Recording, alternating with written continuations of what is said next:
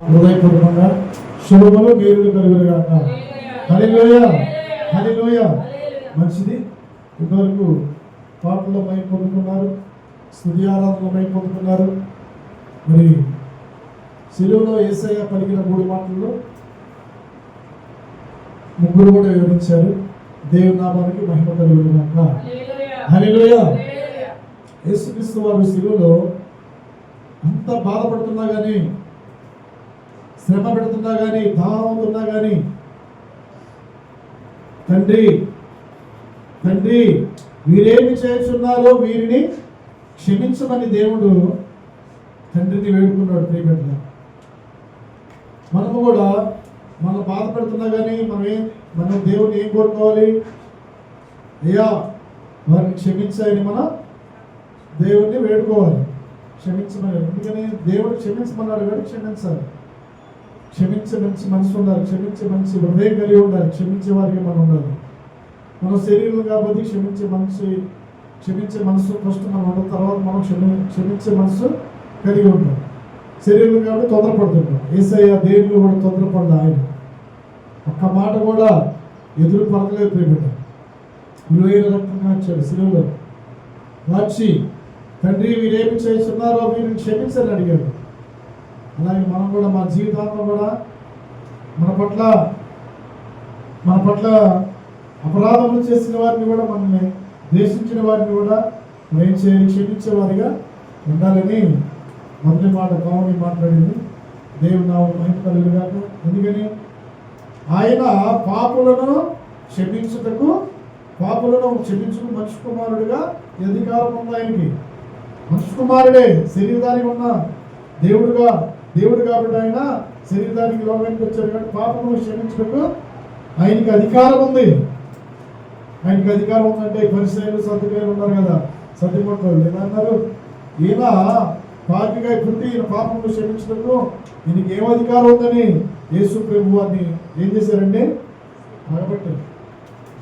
పాపిగా వచ్చినప్పుడు పాపము క్షమిస్తాడా అని పగబెట్టి ఏం చేశారు? కక్ష పెట్టుకొని సిలువలో ఏం చేశారండి? 3 మీటర్ల మధ్య వేలాడి దాన్ని చేస్తాయని అప్పచెప్పారు. ఆయన క్షమించాడు, మనం కూడా క్షమిద్దాం. రెండో మాట ఏంటంటే, ఒక దొంగ ఎడమవైపున, రెండో దొంగ కుడివైపున. రెండో మాట సతీష్ చెప్పాడు. మరి దొంగ రోమన్ సామ్రాజ్యంలో శిక్ష ఎలా పెడుతుంటే, ఎవరైనా తప్పు చేస్తే, ఎవరైనా పాపం చేస్తే, ఎవరైనా దొంగతనం చేస్తే, ఎవరైనా నచ్చ చేస్తే ఏం చేసేవాడంటే రోమన్ సామ్రాజ్యంలో వాళ్ళని సిలువలో శిక్ష విధించేవాడు. మరి ఏ పాపం చేయలేదు, ఏ దోషం చేయలేదు, ఏ తప్పు చేయలేదు కదా యేసయ్య. మరి ఆయన ఎందుకు శిక్షించారంటే, ఆయన నువ్వు మనుష్య కుమారుడిగా దేవుడు ఏం చెప్పుకున్నావు అని. తర్వాత ఆయన ఏం చెప్పాడండి? మరలా ఆయన అనేక రోగులను స్వస్థపరుస్తూ అనేకుల్ని శిలువ మార్గం వైపు మళ్ళిస్తున్నప్పుడు వీరికి ఏమొచ్చిందంటే అసూయ వచ్చింది. అసూయ వచ్చి మనకి రాజు ఉండగా ఈయన రాజు అంటని యేసు రాజు మీద కక్ష కూడుకొని ఏం చేశారంటే అసూయపడి కుట్ర చేసి సిలువలో మరి నలిగి వేలాడాడండి యేసయ్య. అలాంటి ప్రయత్నాలు చేశారు. కాబట్టి ఒక దొంగ అంటున్నాడు, అరే మనం దొంగలం కదరా, దొంగతనం చేసిన వాళ్ళు కదా, మనకి శిక్ష తగ్గుతుందా అంటే వాడే అంటున్నాడు. ఆయన యేసయ్య అంటున్నాడు. ఎవరంటున్నాడు? నిన్ను నీవు రక్షించుకో అంటున్నాడు. ఆయన రక్షించుకోలేడా? ఆయన రక్షకుడు. పాపులను రక్షించిన వరకు, నశించిపోయేదాన్ని వెదిగి రక్షించిన వరకు యేసయ్య వచ్చాడు. ఆయన పేరే రక్షకుడు. మరి ఆయన రక్షించుకోలేడా? రక్షించుకుంటాడు. సిలువలో నలిగేలాడుతున్నప్పుడు సైనికులు అంటారు, నువ్వు ఇప్పుడు సిలువ నుంచి దిగిరా, మేము నమ్ముకుంటాం అంటారు. నిన్ను రక్షించుకున్నారు. రక్షించుకోలేడు. ఆయన వేడుకుంటే 72,000 మంది దేవదూతలు పంపిస్తాడు దేవుడు. 72,000 మంది, 12 సేనా దేవుడు పంపిస్తాడు. అది లేఖనం నెరవేరాలి కదా. దేవుని ప్రణాళిక, దేవుని సంకల్పం ఆయన పట్ల నెరవేరాలి కదా. అందుకని నీ పట్ల నా పట్ల కూడా దేవుడికి ఒక ప్రణాళిక, ఒక సంకల్పం ఉంటుంది. ఆ సంకల్పం మన పట్ల నెరవేర్చబడాలంటే మనం ఏం చేయాలండి? మనం కూడా తొందరపడి మాట్లాడేది మనం కూడా తొందరపడి మాట్లాడకూడదని ఇవన్నీ ఆదర్శప్రాయంగా లిఖించినవి ఆయన ఔన్నత్యం బట్టి, ఆ సంకల్పం బట్టి లిఖించారు. కాబట్టి మనం ఏం చేయాలి? వాక్యాన్ని అనుసరించి వాక్యానుసారంగా మనం జీవించాలి, నడుచుకోవాలి. అప్పుడు మనకి మన జీవితాలకి మన భక్తికి ధన్యకరంగా ఉంటాం ప్రియబిడ్డ. అప్పుడు రెండోది అంటాడు, అరే నాయన, ఆయన ఏ తప్పు లేదురా, ఆయనలో ఏ పాపం లేదు, ఆయనలో ఏడు చెడుతనం లేదు, మనకి శిక్ష తగులు, ఆయన ఏ పాపం చేయమని ఆయన సిలువలో నలిగి వేలాడుతున్నాడు, ఆయనలో ఏ పాపం ఆయన నిరపరాధిలా, మనకి శిక్ష తగులని ఆ దొంగకి ఏం చెప్పాడండి? దొంగకి బుద్ధి చెప్పాడు. రెండో దొంగ చూడండి, దొంగ ఏంటో కూడా చూడండి. దొంగ కూడా నీతిమంతుడైన దేవుడిని ఏం చేస్తున్నాడండి? నిందిగా మాట్లాడుతున్నాడు, దూషిస్తున్నాడు. అందుకని దొంగ ఎందుకు వస్తాడండి? దొంగయో నాశనమును అక్షయ చేయడానికి వస్తాడు. దొంగ దొరికితే ఎన్నంతలు చెల్లించాలండి? 7 అంతలు చెల్లించాలి. కాబట్టి ఈ దొంగల ఎడవైపు గుడివైపు ఆలాడిస్తున్నప్పుడు వాళ్ళ ఎముకలు ఇరిగిపోయినాయి, కానీ యేసయ్య ఎముకల్లో ఒకటి కూడా విరిగిపోలేదు. యేసయ్య సిలువలో నలిగి వేలాడి ప్రేమించి ప్రాణం పెట్టి ఆఖరి రక్తం పట్టు వరకు కూడా మనం ప్రేమించాడు ప్రియబిడ్డ. చనిపోయాడు. ఎందుకంటే నిన్న నన్ను ఆయన రాజ్యంలో కూర్చుని పెట్టిన కొరకు, నన్ను ఆయన రాజ్యంలో ఆయనతో పాటు సంతోషించాలని ఆయన మన కొరకు ప్రాణం పెట్టాడు. అందుకని మరణం కంటే బలమైనది ప్రేమ, పరమగీతాలు. కాబట్టి మరణం కంటే బలమైనది ప్రేమ చూపించి మనందరి కొరకు మరణించాడు సిలువలో యేసయ్య. చూడండి, మరి దొంగ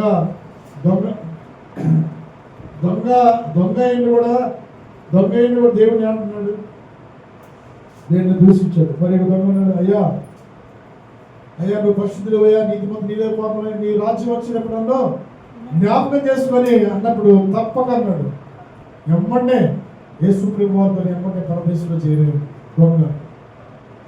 మనం పాపం చేసినా కానీ, మనం తప్పు చేసినా కానీ, ఆజ్ఞ అతిక్రమించినా కానీ మనం ఒప్పుకోవాలంటే మనం ఏం చేస్తామంటే చాలా విడిపడుతుంటాం, సిగ్గుపడుతుంటాం. పాపం చేసి మనం సిగ్గుపడడానికి పని ఉంది. ఆజ్ఞ అతిక్రమించే పాపం కదా. ఆ పాపాన్ని మనం ఒప్పుకుంటే ఈ రెండో దొంగ ఎలాగా, అయ్యా నీ రాజ్యం వచ్చినప్పుడు నీ రాజ్యంగా చేసుకోవాలి అన్నప్పుడు తప్పక అలాగే మన కూడా ఏం చేస్తాడు?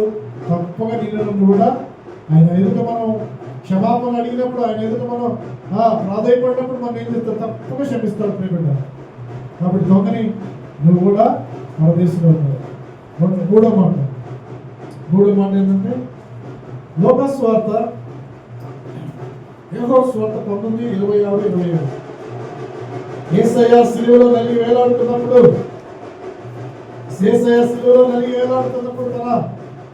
అక్కడ 4 స్త్రీలు ఉంటారు. స్త్రీలలో యేసయ్య తల్లి గారు ఉన్నారు. తల్లి గారిని ఎవరికి అప్పచెప్పారంటే తన ప్రియమైన శిష్యునికి అప్పచెప్పాడు. ప్రియమైన శిష్యుడు ఎవరండి? యోహాను గారు తన ప్రియమైన శిష్యుడు. తల్లిదండ్రులు మనము విడిచిపెట్టకూడదు. తల్లిని తండ్రిని మనం ఏం చేయాలి? మనము సన్మానించాలి, తల్లిదండ్రుల మాట వినాలి. ముదిమ వయసుగా తల్లిదండ్రులు కూడా విడిచిపెట్టకూడదు. యేసయ్య సిలువలో నలిగి వేలాడుతున్నప్పుడు ఆయన తన తల్లిని తన ప్రియమైన శిష్యుడికి అప్పచెప్పాడు. ఇదిగో నీ తల్లి, చూసుకో, నేను వెళ్ళిపోతున్నాను అని తన ప్రియమైన శిష్యుడికి అప్పచెప్పడం ప్రియబిడ్డ. ఈ రోజులో ఈ లోకంలో శరీరానుసారమైన తల్లిదండ్రులు మనకు ఉన్నారు కాబట్టి వారిని చాలామంది మనం చూసామండి. వాళ్ళ మంచి బాగోగులు చూసేవాళ్ళు కాకుండా విడిచిపెట్టిపోయేవాళ్ళండి. చూడండి, ఆ తల్లి మరి ముసలితనంలో ఉన్నారు కాబట్టి ఎన్నో బాధలు పడుతుండేది మనసులో. మరి యేసయ్య చూడండి, యేసయ్య ఎంత బాధ్యత చెప్పాడు తన ప్రియమైన శిష్యుడికి. నా తల్లిని మంచిగా చూసుకో, నా తల్లి నీకు అప్పచెప్తున్నాను, ఇదిగో నీ తల్లి, నా తల్లే నీ తల్లి అని అప్పచెప్పాడండి తన ప్రియమైన శిష్యుడికి. తన తల్లి మాట విన్నాడు, తన తల్లిదండ్రులని ప్రేమించాడు యేసయ్య. అలాగే మనం కూడా తల్లిదండ్రుల మాట వినాలి, తల్లిదండ్రుల మాట విని తల్లిదండ్రులు ప్రేమించాలి. అందుకనే ఆయన తల్లిదండ్రులు ప్రేమిస్తే ఆయన ప్రేమించినట్టు. ఆయన ప్రేమించినప్పుడు మనకి ఏమైందండి? ఆయన ప్రేమిస్తే మనకి మనం తల్లిదండ్రులు ప్రేమించినప్పుడు మనం ఒకేసారిగా ఆజ్ఞ ప్రకారం నడుచుకున్నట్టు. కాబట్టి అప్పుడు మనకి దీర్ఘాయుష్ వచ్చింది.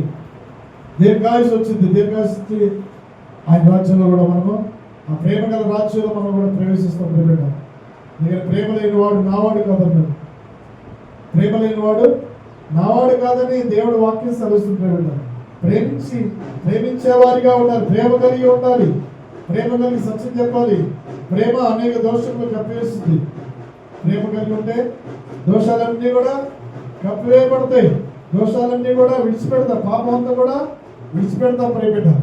కాబట్టి ఇదిగో అమ్మా, ఇదిగో నీ కుమారుడు, ఇదిగో నీ తల్లి అని తన ప్రియమైన శిష్యుడికి యెహోవా గారికి అప్పచెప్పాడు ప్రేమిట. యేసు దేవుని నామానికి మహిమ కలుగును గాక. హల్లెలూయా, హల్లెలూయా, హల్లెలూయా. పడబడుకొని మహిమపరచుకుందాం.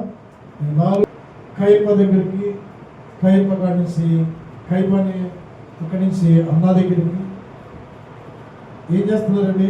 యేసు ప్రభు వారిని అటు ఇటు తిప్పుతున్నారు తీర్పుకి. ఆడ నుంచి ఏరోదు దగ్గర నుంచి పిలాతు దగ్గరికి ఇలా తిప్పుతున్నారు. చూడండి, పిలాతు చెప్పాడు. ఏమని చెప్పాడంటే, పిలాతు ఏదో ఏ చెడుతనం లేదు, ఏ పాపం లేదు, ఏ దుర్నీతి లేదు, ఏ దోషం లేదని చెప్పాడు. అయినా కానీ ఈ అన్నా కయప ఇద్దరు మామ అల్లుళ్ళే. అయితే వీరు ఒకప్పుడు శత్రువులుగా ఉన్నారు. యేసయ్యను చూసి ఏం చేయాలి తెలుసా? మిత్రులైపోయారు. చూడండి, ఇప్పుడు కూడా ఈ రోజుల్లో కూడా అలాగనే ఉన్నారు. ఒకళ్ళ మీద ఎవరైనా మనకి కోపంతో మాట్లాడినా కానీ వాళ్ళు ఏం చేస్తారు తెలుసా? మనకి విరోధంగా ఉన్న వాళ్ళతో వాళ్ళు ఎప్పటి మిత్రులు అయిపోతారు. శత్రుత్వం ఊరికనే పెంచుకుంటారండి. చూడండి, మనతో మంచిగానే ఈ లోకంలో మనతోనే మంచిగానే మాట్లాడతారు, కానీ చిన్న మాట డిఫరెన్స్ వచ్చిందనుకో మనకు శత్రువులు ఉన్న వాళ్ళతో ఏం చేస్తారు తెలుసా? మిత్రులు అయిపోతారు. చూసారా, లోకంలో జరుగుతున్నాయి ఇవన్నీ దేవుడు రాశారండి. కయప అన్న ఇద్దరు బద్ధ శత్రులుగా ఉన్నారు. ఆ క్షణం మంది యేసయ్యని చూసి ఏం చేయాలండి? మిత్రులు అయిపోయారు. చూడండి, అప్పుడే ఇదేం చేస్తుందండి? సైతాన్ చేసే యొక్క ఆలోచన, దుష్టుడు చేసే పన్నాగాలు ఇవన్నీ చెడబట్టే ఆలోచన, చెడబట్టే పన్నాగాలు. అందుకని పన్నాగాలు పన్ను దానిని ఏమన్నారు తెలుసా? ఏమన్నారండి? తంటాల మారి. వాక్యం ఉందా లేదా? కీడి చేయ పన్నాగాలు పన్నువారికి ఏమన్నారండి? తంటాల మారి. చదువుకుందాం, వాక్యం చదువుకుందాం. తంటాలు పెడతారండి. ఆ క్షణంలోనే మిత్రులు అయిపోయారు తెలుసా? విరోధంగా లేపుతారు తెలుసా? చదువు.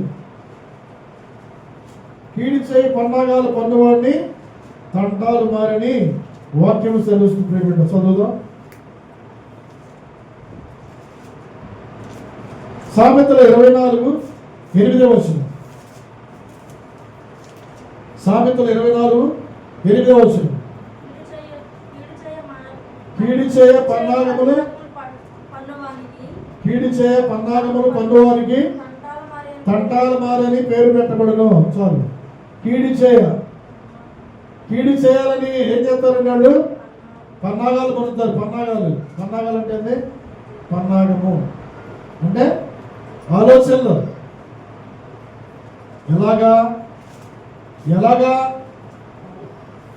ఎలా చేయాలా, ఏం చేయాలా, ఏందని పన్నాగాలు పన్నే వాళ్ళ దగ్గరికి వెళ్ళి ఆలోచనలు తీసుకుంటారండి. అలాంటి వారు తంటాలు పెడతారంట. తంటాలు మారని మంచి బిరుదు వాళ్ళకి, కీడు చేయ పన్నాగాలు కొన్ని వారికి మంచి బిరుదిచ్చాడు. ఏం బిరుదిచ్చాడండి? తంటాల మారి. తంటాలంటే సమాధానం లేకుండా, నెమ్మది లేకుండా, ఐక్యతను పాడు చేయాలని. అలాంటి వారికి మంచి బిరుదు ఏంటంటే తంటాల మారి. దేవుడు ఎంత మంచిగా రాశాడు చూడండి. అప్పుడే శత్రువులుగా అయ్యారు, అప్పుడే మిత్రులు అయ్యారు. చివరికి ఏం చేశారంటే యేసయ్యని తంటాలు పెట్టించారు. పన్నాగాలు పన్ని యేసయ్యని ఎలాగ సిలువ వేయాలా, యేసయ్యని ఎలాగ చంపాలా అని పన్నాగాలు పన్ని యేసయ్యని తంటాలు పెట్టించారండి. ఎన్ని బాధలు పెట్టించారు, ఎన్ని బాధలు, ఎన్ని అవమానాలు, ఎన్ని నిందలు వేశారండి. చూడండి, ఈ లోకంలో ఈ తంటాలు పెట్టేవాళ్ళు చాలా మంది ఉన్నారండి అని వాళ్ళ మీద ఆలోచన చేసి పన్నాగాలు పడుతున్నారు. దేవుడు ఊరుకుంటాడా? ఊరుకోడు. నీతిమంతుల్ని తన పిల్లల మీద నేరం మోపినా కానీ, తన పిల్లల మీద అపరాధాలు మోపినా కానీ దేవుడు చూస్తూ ఊరుకుంటాడా? నన్నేం చేస్తారులే అనుకుంటే దేవుడు ఏం చేస్తాడు తెలుసా? ఉగ్రతని పంపిస్తాడండి. ఉగ్రత. దేవునికి కోపం వచ్చింది అనుకుంటా, నన్నేం చేస్తాడు, నన్ను ఆమె ఏం చేసింది, నన్ను ఆయన ఏం చేస్తాడు, నన్ను దేవుడేం చేయలే అనుకుంటారు. దేవుడు ఏంటంటే ఇంకా మారుతాడు, ఇంకా మారుతాడని ఏం చేస్తాడండి? చూస్తూ ఉంటాడు. మారాలి కదా, సమయంలో మారాలి కదా. మారిపోయింది అనుకో, స్త్రీ అయినా పురుషుడైనా మారిపోతే ఏమైంది? దేవుడు ఉగ్రతకి అప్పచెప్తాడండి. ఆ ఉగ్రతగా దేవుని ఉగ్రత వచ్చి తట్టుకోలేస్తావు ఎవరైనా మనుషులు? తట్టుకోలేము. అందుకని ఏమన్నాడు? ఆ పన్నాగాలన్నీ, తంటాలు పెట్టే పన్నాగాలన్నీ ఏం చేయాలి? మారుకోవాలి. ఆ దుష్ట ప్రవర్తన మారుకోవాలి. ఆ దుష్ట ఆలోచనలన్నీ కూడా మారుకోవాలి. ప్రియబిడ్డ, ఎవరైనా సరే, శరీరధారిగా ఉన్న భూమి పైన నివసిస్తున్న ఎవరైనా సరే అలాంటి పన్నాగాలన్నీ, తంటాలు పెట్టే పన్నాగాలన్నీ మారుకుంటే జీవితానికి మంచిది, కుటుంబానికి క్షేమము. ప్రియబిడ్డ, హల్లెలూయా, హల్లెలూయా, హల్లెలూయా. కాబట్టి 4వ మాటగా నేను చదువుతున్నాను. 4వ మాటగా మనం చదువుకొని దేవుడిని మైపరుచుకుందాం.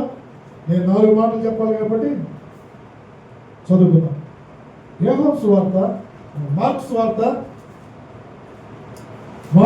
10వ అధ్యాయము 33, 34. మధ్యాహ్నం మొదలుకొని 3 గంటల వరకు ఆ దేశమంతటా చీకటి కమ్మెను.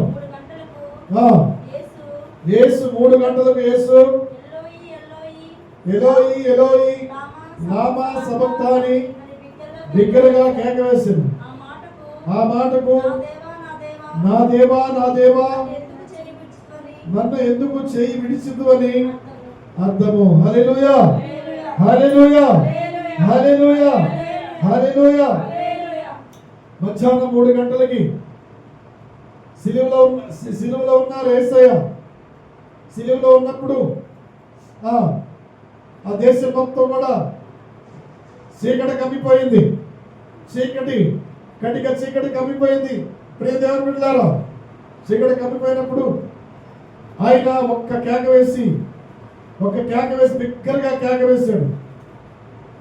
సిలువలో బిగ్గరగా కేక వేసి, నా దేవా నన్ను ఎందుకు చేయి విడిచితివి, నా దేవా నన్ను ఎందుకు చేయి విడిచితివి అని పెద్ద కేక వేసినప్పుడు ఆ దేశం మొత్తం కూడా ఏమైపోయిందండి?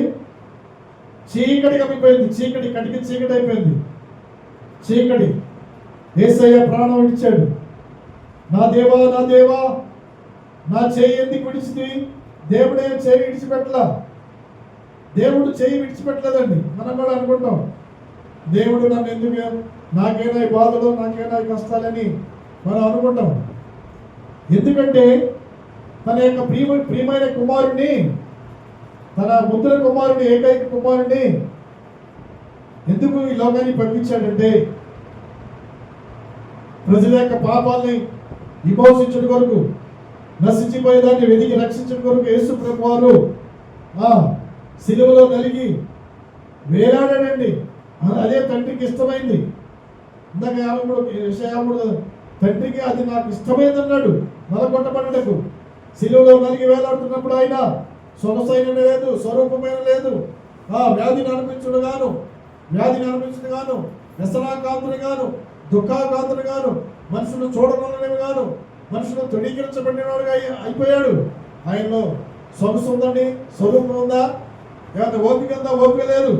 9 గంటల నుంచి 3 గంటల వరకు కూడా యేసు ప్రభు వారిని తిప్పుతూనే ఉన్నారు. ఓపిక ఉంటుందండి. సిలువ ఎన్ని కిలోలండి సిలువ? అది ఆ సిలువను మోస్తూ యేసు ప్రభు వారు ఆ సిలువ ఎన్ని కేజీలు ఉంటుందంటే దగ్గరగా 150 కిలోల బరువు ఉంటుందండి. సిలువ 150 కేజీల బరువు ఉంటుంది.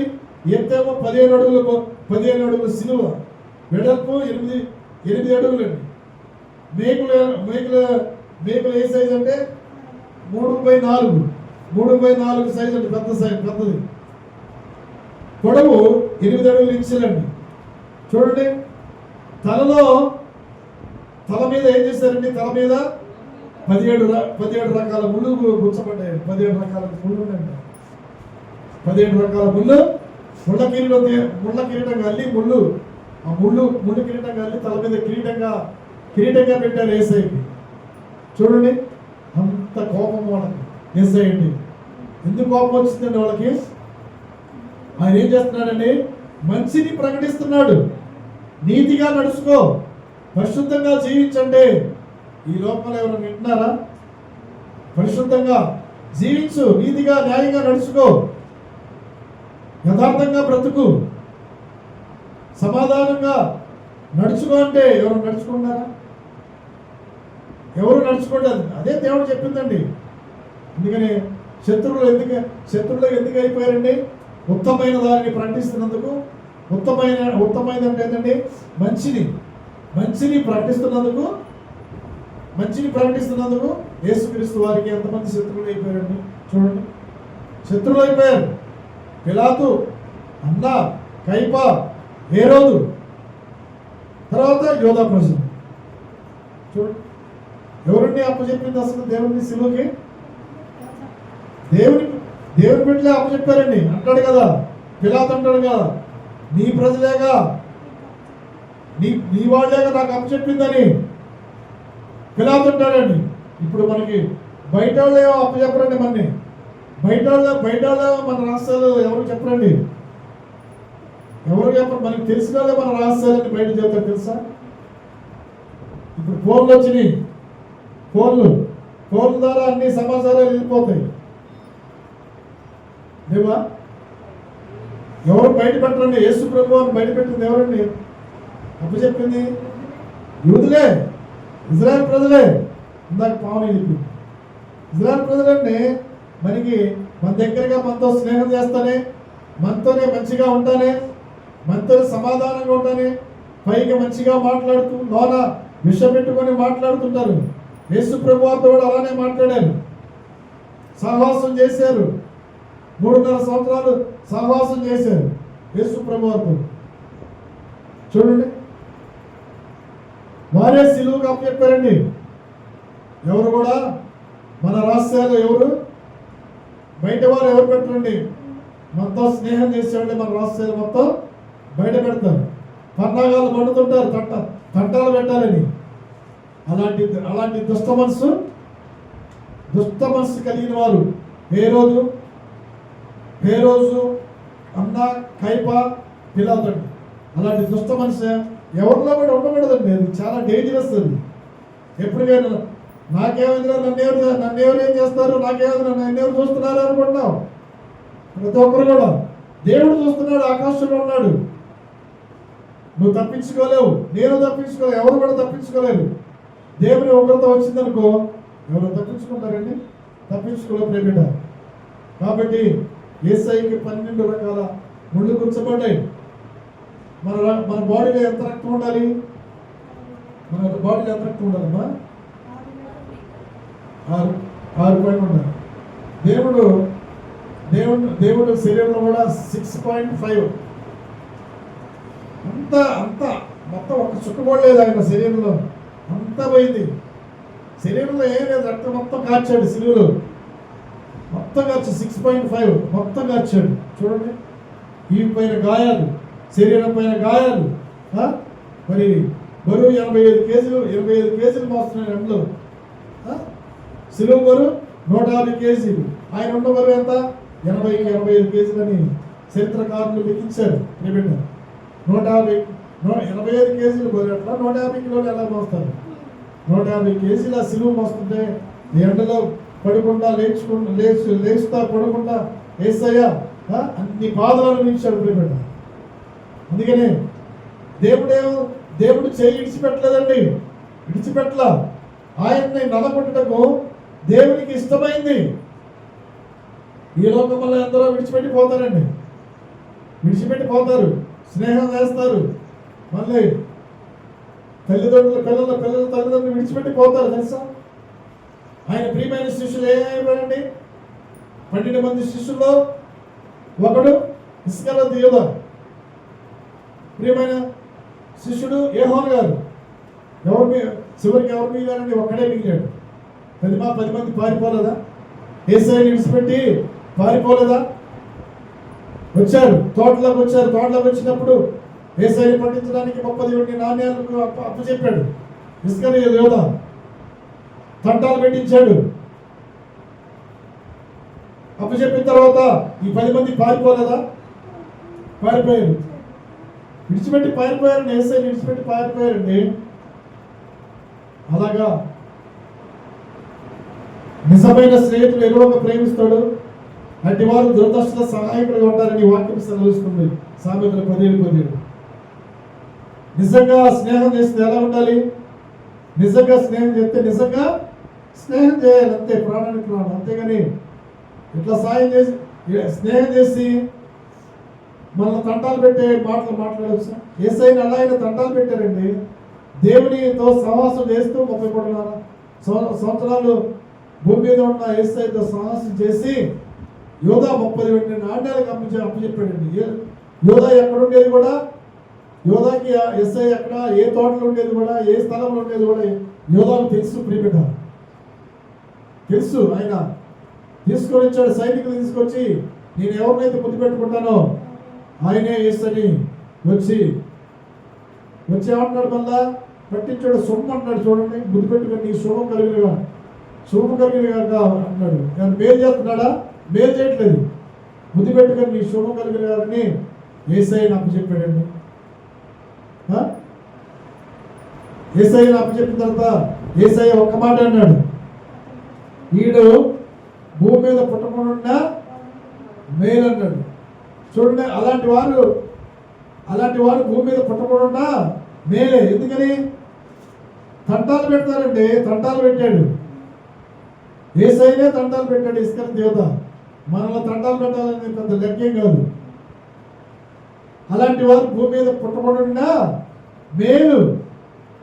ఎందుకని? వాళ్ళు బాధలు పెడుతుంటారు, తంటాలు పెడుతుంటారు, కీడు చేస్తుంటారు, అపాయాలు పెడుతుంటారు. అలాంటి వారు పుట్టకుండా మేలని దేవుడు అన్నాడు. మనం కాదు అన్నది. మనం అన్నవా? మనం అనలేదు. దేవుడు మాటలు ప్రియబడ్డాయి. కాబట్టి మనం ఏం చేయాలండి? మనం ఏం చేయాలి? నా దేవా నా చేయి విడిచిపెట్ట మాకు అయ్యా, నా చేయి పట్టుకొని నన్ను నడిపించయ్యా. ఎన్ని బాధలు వచ్చినా, ఎన్ని కష్టాలు వచ్చినా, అవమానాలు వచ్చినా, లేమైనా, కలమైనా, వ్యాధి అయినా, బాధ అయినా, హింసైనా, అయ్యా నన్ను నా చేయి విడిచిపెట్టద్దయ్యా.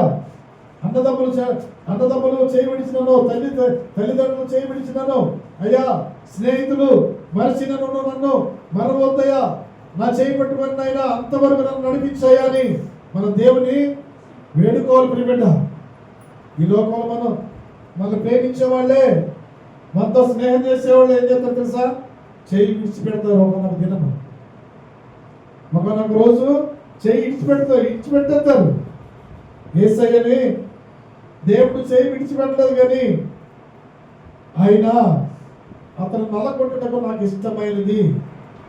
యేసయ్యని నల్లగొట్టడానికి తండ్రికి ఇష్టమైంది, అంతే. తండ్రికి ఇష్టమైంది. అప్పుడు 3 గంటలకు యేసు ఎలోయి ఎలోయి లామా సబక్తాని బిగ్గరగా కేకవేసి నా దేవా దేవా నన్నెందుకు చేయి విడిచిందని అతను దగ్గర నిలిచిన వాళ్ళు కొందరు ఆ మాటలు విని అదిగో ఏలియాని పిలుస్తున్నాడని ఒకడు పెరిగెత్తుకొని పోయి ఒక స్పంజి తీసి చిరకాలో రెల్లును తగిలించి ఆయనకు త్రాగనారుడి. ఏలియా వీరిని చెప్పవచ్చునేమో చూద్దుమనను.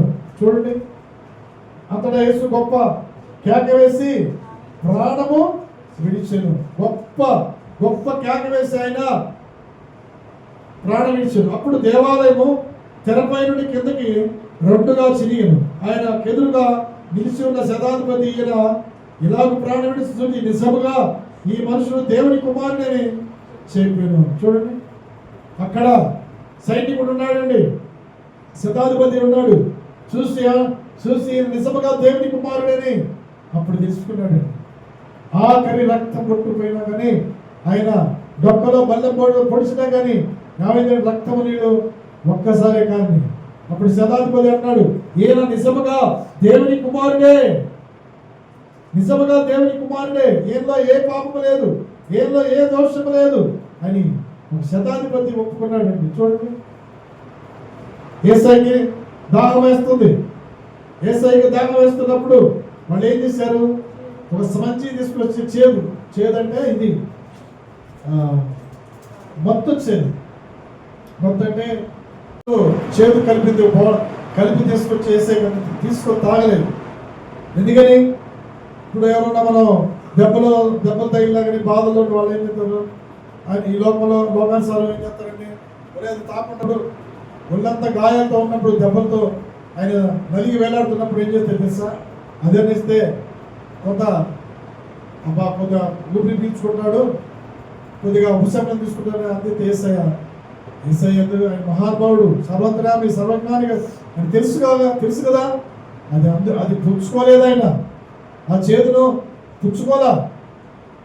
చూడండి, నీళ్లు ఆయన సమస్తమును ఆయన సృష్టించాడు, సముద్రాలు సృష్టించాడు, నదులు సృష్టించాడు, భూమి ఆకాశాలు కలుగు చేసిన దేవుడు, గాలి నీరు కలుగు చేశాడు.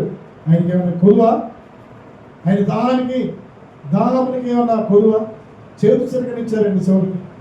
చూడండి, గొప్ప కేక వేసి ఆయన ఏం చేశాడండి, ప్రాణం ఇచ్చాడు. గొప్ప కేక వేసి చేసే దేవుడికి తండ్రికి ఇష్టంగా ఉంది.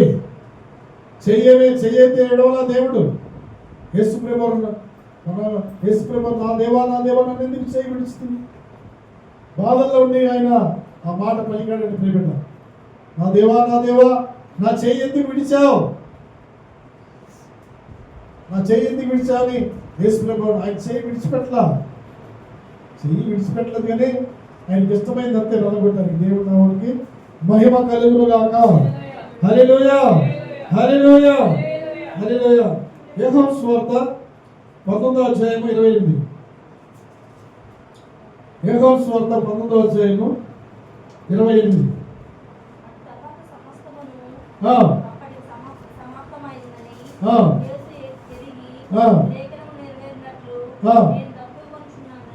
అటు తరువాత సమస్తమును అప్పటికి సమాప్తమైనదని యేసు ఎరిగి లేఖనం నెరవేరినట్లు నేను తప్పికొనుచున్నాను. చెరకుతో నిండి ఉన్న పాత్ర అక్కడ పెట్టి ఉండెను. వారు ఒక స్పంజి చెరకుతో ఇప్పి ఇస్సోపు పొడవును తగిలించి ఆయన నోటికి అందించింది. యేసు ఆ చెరక పుచ్చుకొని సమాప్తమైనదని చెప్పి తల వచ్చి ఆత్మను అప్పగించెను. హల్లెలూయా. సమస్తమును అప్పటికి సమాప్తమైన యేసు ఎరిగి సమస్తమును నెరవేర్చాడు. యేసయ్య సమస్తమును నెరవేర్చాడండి. స్వార్థ ప్రకటించాడు, పాపులను రక్షించాడు, రోగులను స్వస్థపరిచాడు, చనిపోయిన వారిని లేవనెత్తాడు, మహిమ కార్యాలు జరిగించాడు, అద్భుతాలు జరిగించాడు.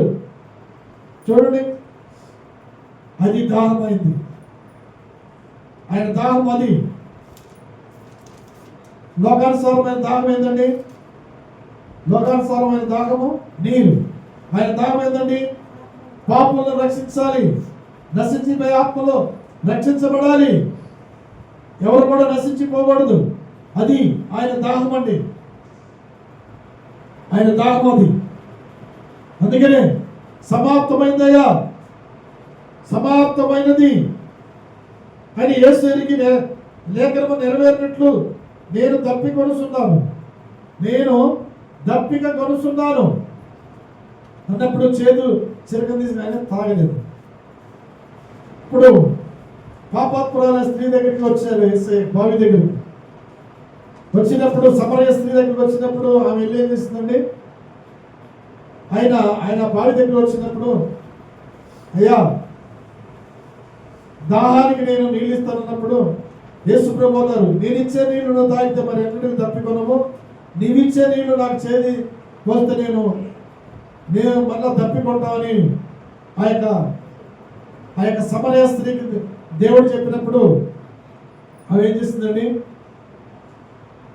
అంటే ఆమె పాపే ఆ నీలకొండ విడిచిపెట్టి ఏం చేసిందండి, నీలకొండ విడిచిపెట్టి ఊర్లోకి వెళ్ళి ఊర్లో అందరికి ఏం చేసిందండి, సువార్తను ప్రకటించింది.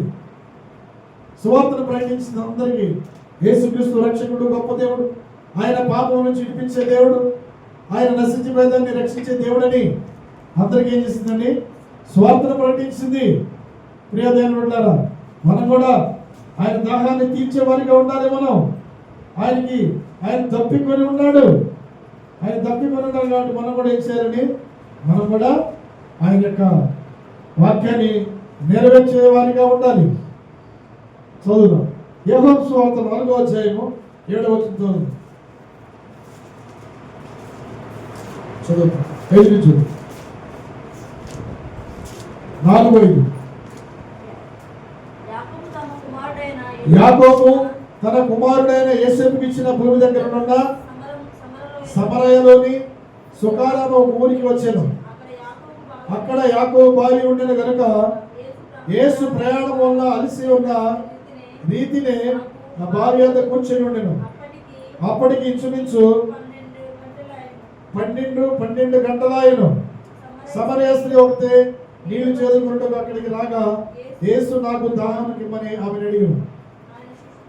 ఆయన శిష్యులు ఆహారం కొరకు ఊరిలోనికి వెళ్ళి ఉండని ఆ సమరయ స్త్రీ, యూదుడవైన నీవు సమరయ స్త్రీ అయిన నన్ను దాహానికి ఇమ్మని ఎలా అడుగుతున్నావని ఆయనతో చెప్పింది. ఏలైనగా యూదులు సమరయులతో సంఘర్షణ చేయడు. అందుకే యేసు, నీవు దేవుని వరమును నాకు దాహం ఇమ్మని నిన్ను అడుగుతున్నవాడు ఎవడో అది ఎరిగి నీవు ఆయనను అడుగుదు, ఆయన నీకు జీవజలమిచ్చిందని ఆమెతో చెప్పింది. అప్పుడు ఆ స్త్రీ, అయ్యా ఈ బావి లోతైనది చేదుకొనుటకు నీకేమీ లేదే, ఆ జీవజలం ఎలాగ నీకు దొరుకును? తానును తన కుమారుడు పశువులు నీ బావి నీళ్లు త్రాగి మాకు ఇచ్చిన మా తండ్రి అయిన యాకోబు కంటే నీవు గొప్పవాడు అని ఆయన. అందుకు యేసు, ఈ నీళ్లు త్రాగు ప్రతివాడు మరలా దొప్పికొను, నేను ఇచ్చు నీళ్లు త్రాగువాడు ఎప్పుడునో దప్పికొను, నేను వారికి ఇచ్చు నీళ్లు నిత్య జీవమునికే వారిగా ఊరడి నీటి బుగ్గగా ఉండునని ఆమెతో చెప్పింది. ఆ స్త్రీ ఆయన చూసి, అయ్యా నేను తప్పికొన్నట్లు కొనకొన్నట్లు చేదుకొనకు ఎంత దూరం రాకున్నట్లు ఆ నీళ్లు నాకు దయచేయమనగా యేసును వెళ్ళి నీ పెనిమిటిని పిలుచుకొని అక్కడికి రమ్మని ఆమెతో చెప్పింది. ఆ స్త్రీ నాకు పెనిమిటి ఏ పని? పాపులని రక్షించడం వరకు, నశించిపోయేదాన్ని వెతికి రక్షించడం వరకు, అదే ఆయన పని. ఈ యొక్క సుకారాన ఊరిలో ఈ యొక్క సమరయ స్త్రీ దేవుని యొక్క మాటలు అయినాయి. ఏమో తెలుసా? ఆయన మెస్సయ్య, ఆయన క్రీస్తు, ఆయన రక్షకుడని ఊరి వారందరితో కూడా చెప్పి తన కొండను విడిచిపెట్టిందని. కొండ పాపము సాదృశ్యం. తన యొక్క పాపం అంతా విడిచిపెట్టి ఏం చేసిందండి?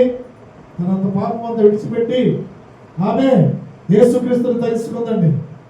యేసుక్రీస్తుని తెలుసుకొని ఆ యొక్క సుకారాన ఊరిలో సమరయ స్త్రీ అందరికీ సువార్తను ప్రకటించింది. అందరికీ యేసయ్య రక్షకుడు, యేసయ్య దేవుడు, యేసయ్య నిజ దేవుడు, ఆయనే పాపము నుంచి విడిపించే దేవుడు, ఆయనే నిత్య నష్టం నుంచి నిత్య నరకం నుంచి తప్పించే దేవుడని ఆమె ప్రకటించింది. ప్రియబిడ్డ, నీవు నేను కూడా ఏం చేయాలండి? ప్రకటించాలి. యేసుక్రీస్తుని ప్రకటించాలి. యేసయ్య పాపములను రక్షించే దేవుడు, పాపములను క్షమించే దేవుడు, రక్షించే దేవుడని నీవు నేను కూడా ఆ సుకరాలు అనే స్త్రీ, ఆ యొక్క సమర స్త్రీ ఎలాగ ప్రకటించిందో నీవు నేను కూడా ప్రతి పట్టణంలోనూ, ప్రతి గ్రామంలోనూ, ప్రతి ప్రాంతంలో ఏం చేయాలి? ప్రకటించాలి. ప్రకటించేవారు లేకపోతే వినేవారు ఎక్కడ ఉంటారండి? ఉంటారా? వినేవారు ఉండరు. పంపించేవారు లేకపోతే వాళ్ళు ఎలాగెళ్తారు? చదువు రోమాపత్రిక 9వ అధ్యాయం 10వ అధ్యాయం చదువుకుందాం. 11 చదువు. దేవుడు పరిశుద్ధ గ్రంథం లేకుండా ఏమైనా సెలవిస్తుందంటే, ప్రార్థన చేయవాడు, ఎందుకనగా ప్రభువు నామమున ప్రార్థన చేయబడేవారు ఎవరో వారే రక్షించబడతారు. ప్రకటించాలి. తర్వాత విశ్వసింపని వారికి మనం ఎలా ప్రార్థన చేస్తామండి? విశ్వసింపని వారికి నువ్వు రా, నేను ప్రార్థన చేస్తానని పిలిస్తే వస్తారా? రారు. అందుకనే దేవుని ప్రేమించిన వారు, దేవుడంటే ద్వేషించేవారు, దేవుడంటే ఇష్టం లేని వారు మరణంలో ఉన్నారంట. మరణములో సమీపంలో ఏ మరణం అండి? అగ్నిగుండం, పాతాళం వాళ్ళకి దగ్గరగా సమీపంగా ఉన్నది.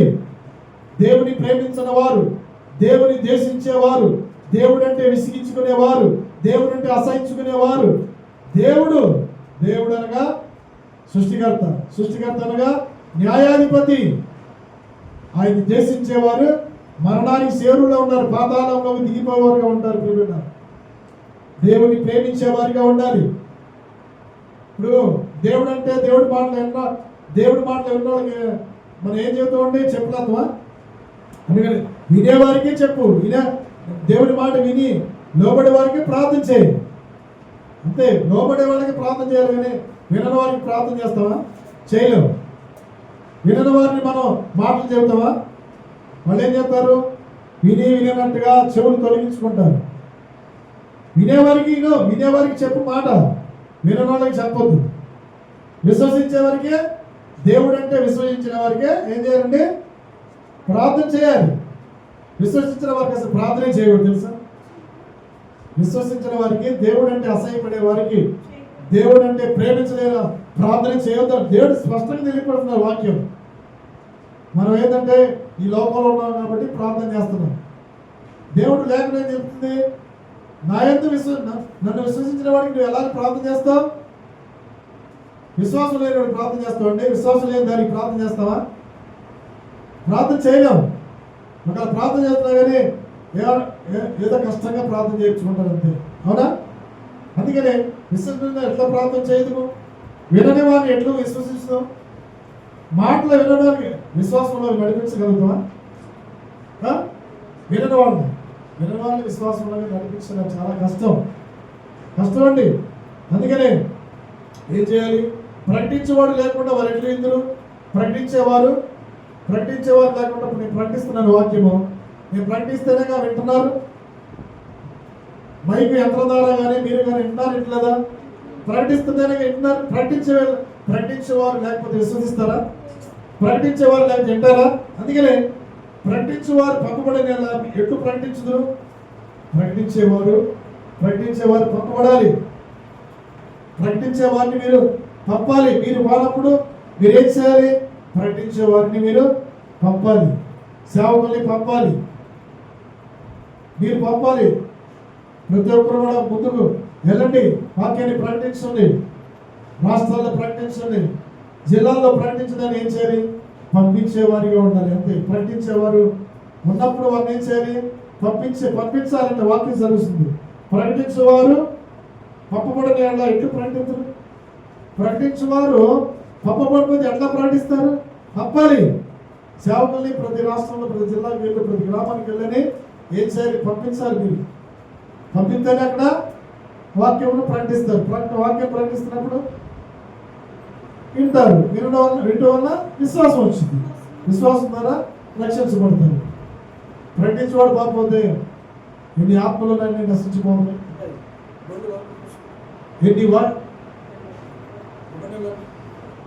ప్రకటించేవాడు లేక వినేవారు లేక, ప్రకటిస్తుంటేనే వింటలా, విశ్వాసం కలిగి వింటలేదండి. ద్వేషించడం, కఠినంగా మాట్లాడటం ఇలా చేయకూడదు. విను, దేవుడి మాట విను. వింటే నీకు క్షేమమే, కుటుంబానికి క్షేమమే, నీకు క్షేమమే. నువ్వు దేవుని నా యందు అసహ్యపడే వాళ్ళందరూ మరణాన్ని స్నేహిస్తారన్న దేవుడు. మరణం అంటే శరీరానుసార మరణం కాదండి, ఆత్మానుసారమైన మరణం. శరీరానుసారంగా చనిపోరు, శరీరానుసారంగా బ్రతిగా ఉంటారు, ఆత్మానుసారంగా చనిపోతారు. ఆత్మానుసారంగా చనిపోయే వాళ్ళకి ఏమైనా తెలిసిందా? తెలియదు. శరీరానుసారంగా బ్రతికే వాళ్ళకి ఏం తెలిసిందండి? ఈ లోకం విషయంలో తెలుగుతాయి. ఆత్మానుసారంగా మనం జీవించినప్పుడు ఆత్మకార్యాలు జరుగుతాయి ప్రిపెట్ట. అందుకని ఆత్మానుసారంగా నడుచుకుంటారు, శరీరానుసారంగా నడుచుకొని బ్రతుకుతారు. శరీరానుసారం ప్రవర్తన నిత్య నరకము, ఆత్మానుసారమైన ప్రవర్తన నిత్య జీవం అని వాక్యం సెలవుస్తుంది ప్రిపెట్ట. హల్లెలూయా. కాబట్టి నా దేవా నన్ను ఎందుకు చేయవిడుస్తుంది? మళ్ళా నన్నెందుకు చేయవిడిచింది? నేను దప్పిక కొనుచున్నాను. ఆయన దప్పిక కొనుచున్నానని ఇంత దాహం అంతా కూడా, ఇంకా దాహం తీరలాయింది. అనేకులు రక్షించబడాలి. అదే దాహం, ఆత్మదాహాలండి. నీటి దాహం కాదు, ఆత్మదాహాలు. ఆయన తండ్రి చెప్పిందంత సమస్తము నెరవేర్చాడు. తన దాహాన్ని తీర్చుకున్నాడు. చివరికి తన దాహము కొరకు చివరికి చేదు చెరగని అందించారండి. చూడండి, చేదు చెరగనే అందించారు. ఆయన గారు పుచ్చుకోలేదు. వేస్తే కేక వేసి, ఒక్కసారి పెద్ద కేక వేసి ఆయన తన ఆత్మను దేవుడికి, తన తండ్రికి అప్పచెప్పాడు. హల్లెలూయా, హల్లెలూయా, హల్లెలూయా. నా దేవా నన్ను ఎందుకు చేయబడుతున్నాడు? 5వ మాట, నేను తప్పికొనుచున్నాను. 5వ మాట, 6వ మాట, సమాప్తమైనది. యోహాను సువార్త 19:30. యోహాను సువార్త 19:30.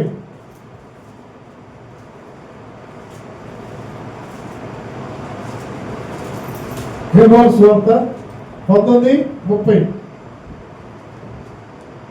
చూడు.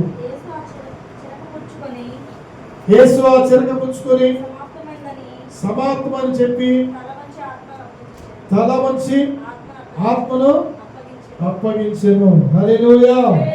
తల వంచి ఏం చేశాడండి? తన ప్రాణం సిలువలో అప్పచెప్పాడు. తల వంచి తన ఆత్మను దేవునికి అప్పచెప్పాడు. అంతే. దేవుడు ఆత్మ కనుక ఆయన మనం ఏం చేయాలి? బ్రతికిన భూమి మీద బ్రతికినంత కాలం కూడా మనము ఆయన్ని ఆత్మతో సత్యంతో మనము ఆరాధించాలి, యథార్థంగా ఆరాధించాలి. ఎందుకని?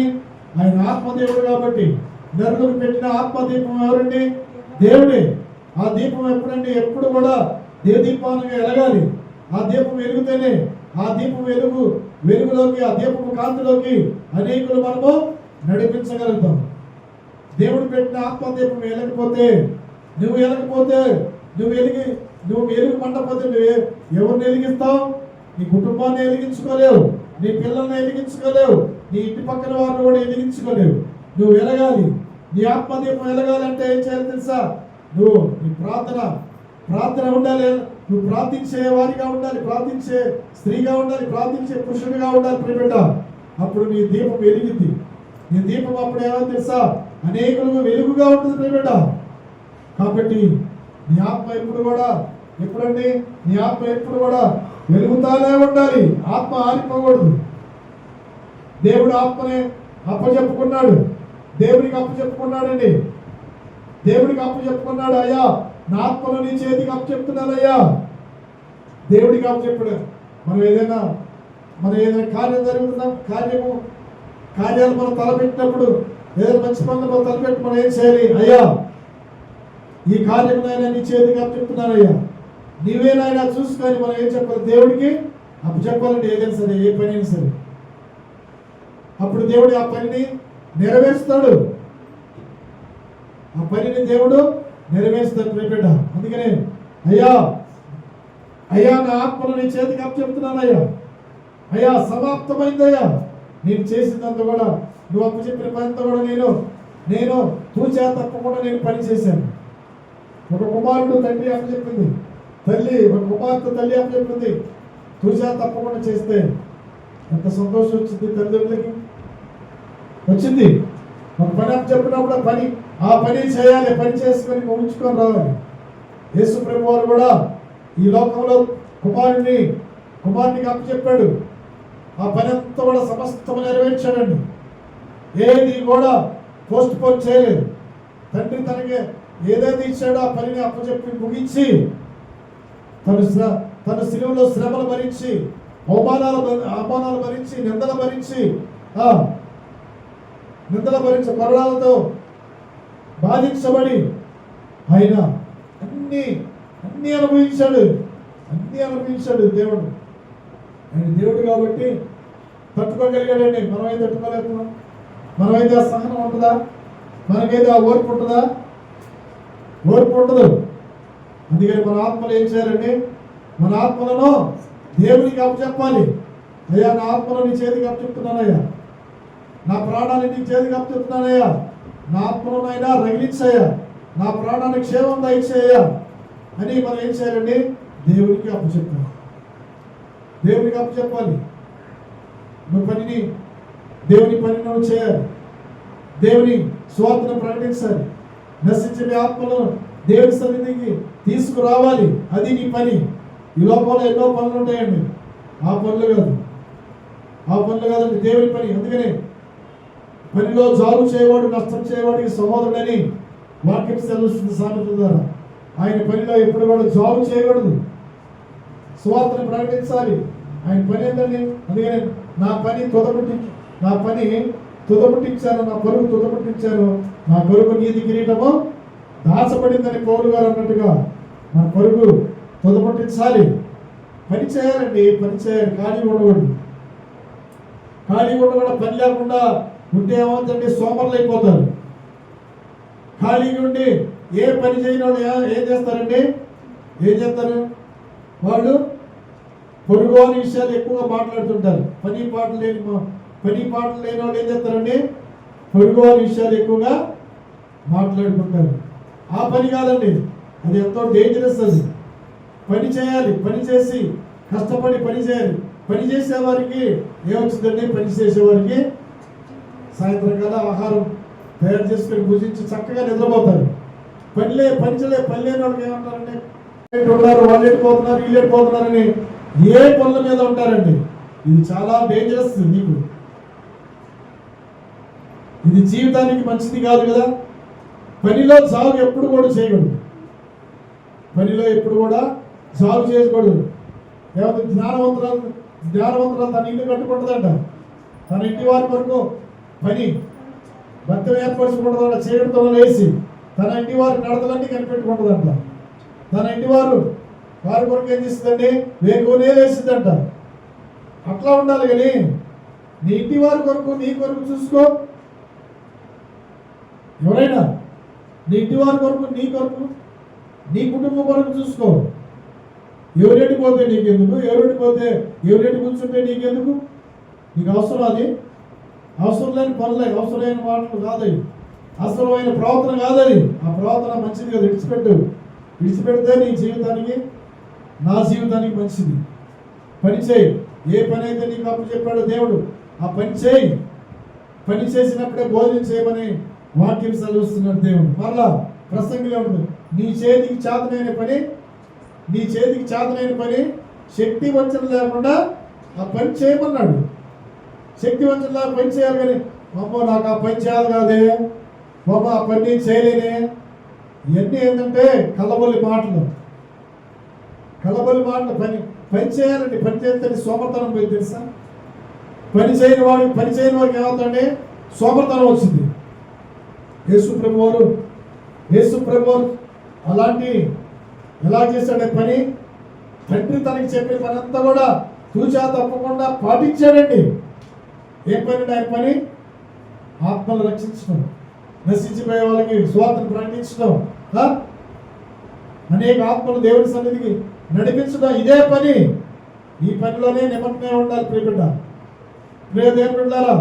అందుకని అయ్యా నా ఆత్మను నీకు నీ చేతికి అప్పచెప్తున్నానయ్యా, అయ్యా నా పని తొలపుటి ఇచ్చానయ్యా, నా కొరకు నీతి కిరీటం దాచిపడదయ్యా, నా కొరకు జీవ కిరీటం దాచిపడదయ్యా, నా కొరకు మహిమ కిరీటం దాచిపడదయ్యని మనం ఏం చేయాలి? ధైర్యంగా చెప్పగలగాలి. పౌలు గారు చెప్పారు. పౌలు గారు ఆయన 14 పత్రాలు రాశాడు. ఆయన పనిని ఎప్పుడు కూడా సాగు చేయలేదు. పనిలో ఎప్పుడు సాగు చేయలే. అనేక చోట్ల, అనేక ప్రాంతాల్లో, అనేక పట్టణాల్లో సువార్త ప్రకటించాడు, సంఘాలు పెట్టాడు, సంఘాల్లో అనేక నూతనాత్మలు చేర్చాడు, అనేకల్ని దేవుని వైపు మళ్ళించాడు. ప్రియబిడ్డ, నీవు నేను కూడా ఎలా చేయాలి? మనం కూడా సువార్తను ప్రకటించి యేసయ్య రక్షకుడు, గొప్ప దేవుడు, ఆయన నిత్య జీవం ఇచ్చే దేవుడు, ఈ లోకం నుంచి పాపం నుంచి నేను విడిపిస్తాడు దేవుడు, నిత్య నాశనం నుంచి, నిత్య నరకం నుంచి నేను తప్పిస్తాడని మనం కూడా ఏం చేయాలి? సువార్తను ప్రకటించాలి. సువార్త అనగా శుభవార్తే. హల్లెలూయా, హల్లెలూయా. మన ఆత్మలో కూడా దేవునికి అప్పచెప్పాలి. మన ఆత్మ వర్ధిల్లుచుండాలి, అన్ని విషయాలు వర్ధిల్లాలని వాక్యం చదువుకున్నాను. యోహాను సువార్త, యోహాను సువార్త మొదటి 2వ యోహాను సువార్త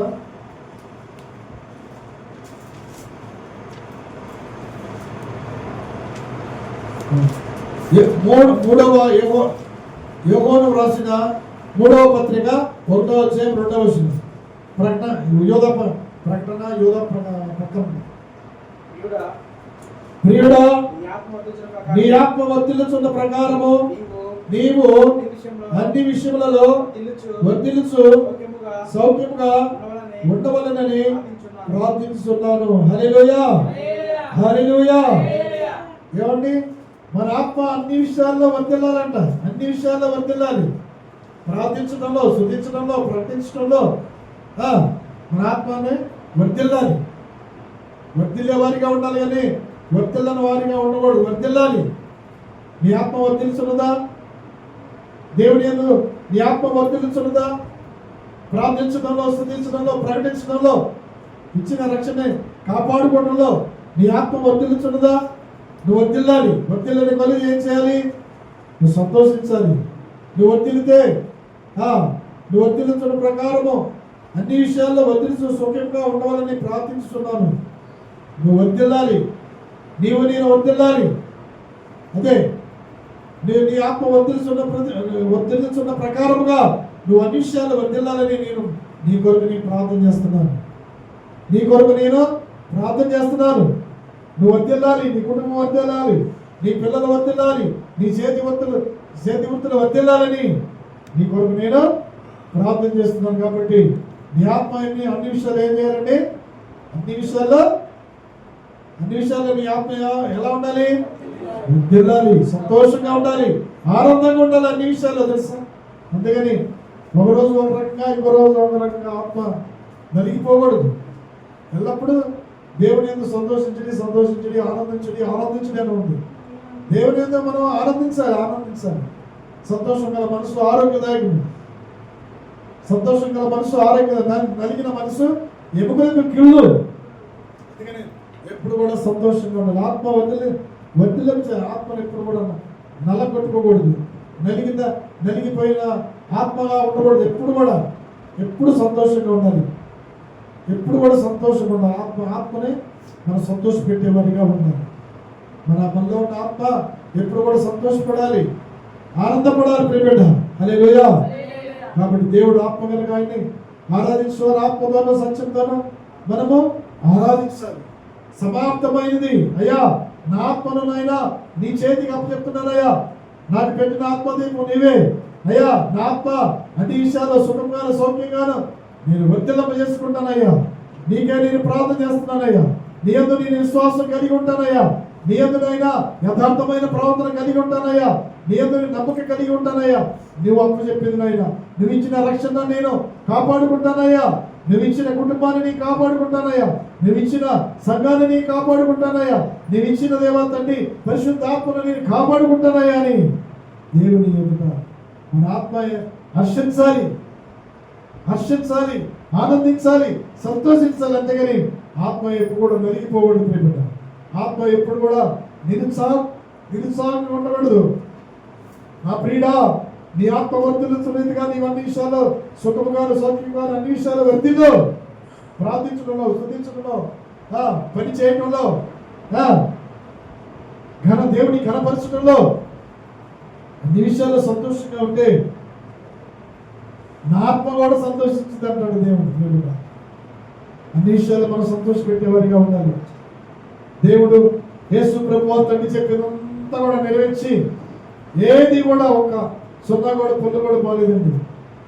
ఈరోజు గుడ్ ఫ్రైడే రోజు మనం గుడ్ ఫ్రైడే జరుపుకుంటామంటే, గుడ్ ఫ్రైడే జ్ఞాపకం చేసుకుంటామంటే ఆయన చేసిన త్యాగము, ఆయన చూపిన ప్రేమ, ఆయన మన పట్ల ఉన్న ఔన్నత్యము, ఆయన మనందరి పట్ల ఉన్న ఆయన ప్రణాళిక సంకల్పం. ప్రియబిడ్డ, నీ పట్ల నా పట్ల ఒక సంకల్పం ఉంది, ప్రణాళిక ఉంది. సంకల్పం ప్రణాళిక నెరవేర్చబడాలి. ఆయన నిబంధనలో నువ్వు చేరాలి, ఆయన నిబంధనలో నువ్వు ఉండాలి. ప్రియబిడ్డ, క్రొత్త నిబంధన సంఘములో నువ్వు ఉండాలి. క్రొత్త నిబంధన సంఘంలో నువ్వు ఉండాలి.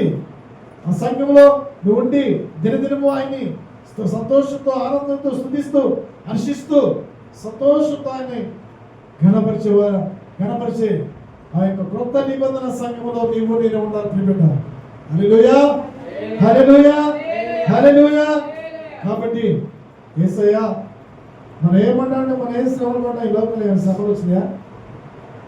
ఏదో కుటుంబ సమస్యలు, శ్రీరామ సమస్య, వీటికే మనం విడిపోతున్నాం. కానీ ఇంకెన్ని శ్రమలు ఉన్నాయి తెలిసిన, కరువు ఉంది, ఖడ్గం ఉంటాయి, ఇంకా మనం ఈ శ్రమలు ఎండ తగిలి కాదు, ఈ శ్రమలు ఎండ తగిలి కాదు.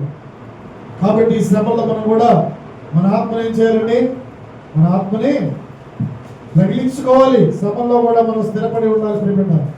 ఎందుకని నా ప్రియుడా, నా ప్రియురాలా, నీ ఆత్మ వర్ధిల్లుతున్న ప్రకారము నీవు అన్ని విషయాల్లో వర్ధిల్లు, సౌఖ్యంగా వర్ధిల్లు ఉండాలని నేను ప్రార్థన చేస్తున్నాను అంటాడు యెహోవా గారు.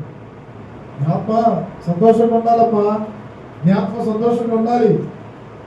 ఆత్మ నలిగిపోకూడదు, ఆత్మ దిగజారిపోకూడదు, ఆత్మ పెరిగిపోకూడదు, సంతోషంగా ఉండాలి. అందుకని నీ కొరకు నేను ప్రార్థన చేస్తున్నాను. హల్లెలూయా, హల్లెలూయా. దేవుడు అయ్యా సమాప్తమైందయ్యా, నువ్వు చెప్పింది మనతో నేను నెరవేర్చాలని నా ఆత్మను నీకు అప్పచెప్తున్నాను, నా ఆత్మను నీకు అప్పగించాను అని దేవుడు తండ్రిని వేడుకుంటున్నాడు. హల్లెలూయా. ఇక చివరి మాట చదువుకుందాం. లూకాసు వార్త 23:46. లూకాసు వార్త 23:46. అప్పుడు యేసు గొప్ప శబ్దంతో కేక వేసి, తండ్రి, నీ చేతికి నా ఆత్మను అప్పగించుకొనుచున్నానని. 23:46. చెప్పు చెప్పు చదువు. అప్పుడు యేసు గొప్ప శబ్దంతో కేక వేసి, తండ్రి, నీ చేతికి నా ఆత్మను అప్పగించుకొనుచున్నాను. తండ్రి, నీ చేతికి నా ఆత్మను అప్పగించుకుంటున్నాను. ఆయన ఇలాగ చెప్పి ప్రాణము విడిచెను. శతాధిపతి జరిగింది చూసి, ఈ మనుషుడు నిజముగా నీతిమంతుడేమిటి అని చెప్పి దేవుని ఏం చేశాడండి, మహిమపరిచెను. హల్లెలూయా, హల్లెలూయా. అప్పుడు రమారమి మధ్యాహ్నము ఎన్ని గంటలు అవుతుందండి, 3 గంటల వరకు ఆ దేశం అంతా చీకటి కమ్మింది. సూర్యుడు అదృశ్యమైపోయాడు. గర్భాలయం తెర నడిమి చినిగిపోయింది. అప్పుడు యేసు గొప్ప కేక వేసి, శబ్దంతో కేక వేసి, తండ్రి, నీ చేతికి నా ఆత్మను అప్పగించుతున్నాను. తండ్రి, నా ఆత్మను నీ చేతికి అప్పగించుతున్నాను. చూడండి, తండ్రి ఏమైనా ఎడబాసాడా? ఆయన చూడలేదా? ఈయన శ్రమలు కూడా ఆయన చూడలేదా? ఈయన సిలువలో మరి ఉదయకాలము 9 గంటల నుంచి 3 గంటల దాకా ఎండలో మండు ఎండలో ఆయన్ని సిలువ మోపించి 150 కేజీల బరువు ఉన్న సిలువను మోపించి ముళ్ళు ముళ్ళు 7 రకాల ముళ్ళు తలలో దించి చిత్రహింసలు చేసి ఒళ్ళంతా గాయాలే, ఒళ్ళంతా రక్తమే, అంత బాధపడుతున్నా కానీ తండ్రి చూడలేదా? నువ్వు నేను బాధపడేది తండ్రి చూడలేదా? చూస్తూనే ఉంటాడు అంటాడు. తండ్రి నా ఆత్మలో నీ చేతికి అప్పచెప్తున్నాను. క్రీస్తు ప్రేమ నుండి ఎవరైనా ఎడబాపగలుగుతారండి? క్రీస్తు ప్రేమ నుండి ఎవరైనా ఎడబాపలేరు. ఎవరు కూడా ఎడబాపలేరు క్రీస్తు ప్రేమ నుంచి. ఆయన ప్రేమ ఎలాంటిదో తెలుసా? మరణమగరంతగా ప్రాణం పెట్టాడంటండి. మరణమగరంతగా ప్రాణం పెట్టాడంట. చదువుకుందాం పరమగీతాలు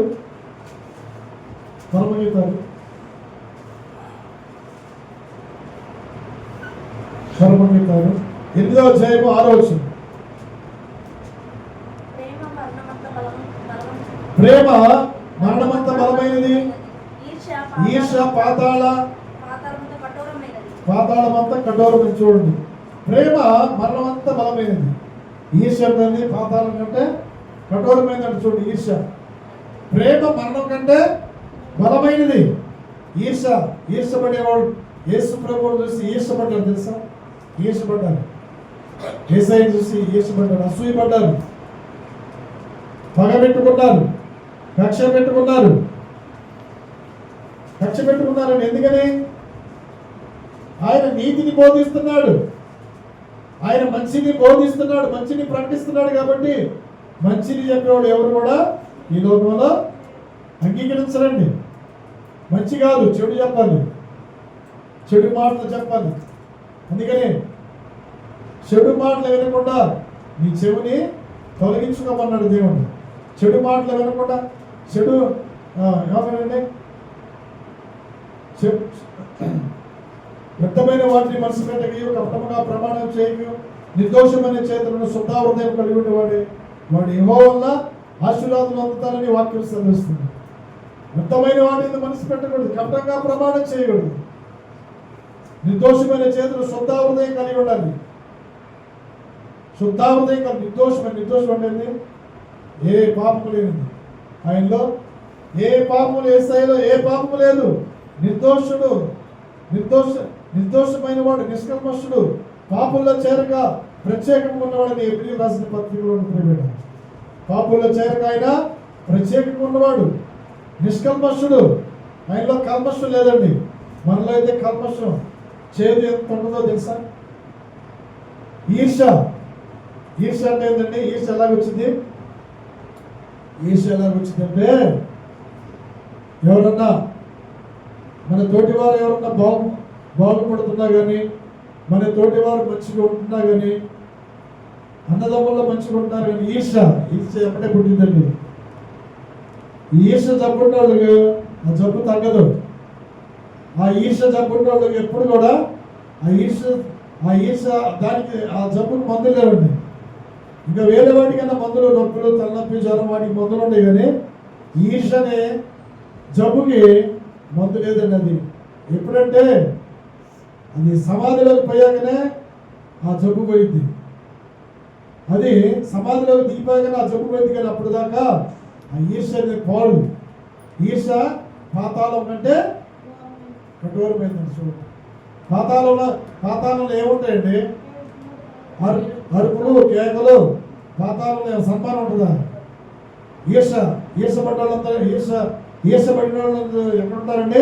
పాతాళంలో దిగిపోతారు. ఈర్షపడకూడదు, ప్రేమ చూపించాలి, ప్రేమించేవారిగా ఉండాలి. ఈర్ష ఈ లోకంలో దేవుడు మంచి స్థితిని ఇచ్చాడు, మంచి వాతావరణం ఇచ్చాడు, మంచి ఉండడానికి గృహాలు ఇచ్చాడు,